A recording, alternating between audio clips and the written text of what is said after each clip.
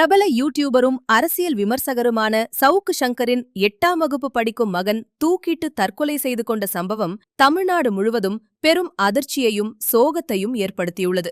விழுப்புரம் மாவட்டம் மரக்காணம் அருகே உள்ள நடுக்குப்பம் பகுதியில் சவுக்கு சங்கரின் முன்னாள் மனைவி ஆர்த்தி வசித்து வருகிறார். இவர்களது மகன் தியோ ஆழிசை அங்குள்ள ஒரு தனியார் பள்ளியில் 8ஆம் வகுப்பு படித்து வந்தார். தாத்தா பாட்டியின் அரவணைப்பில் சிறுவன் வளர்ந்து வந்தார். இந்நிலையில் சிறுவன் தியோ ஆழிசை சமீப காலமாக சரியாக படிக்கவில்லை என கூறப்படுகிறது.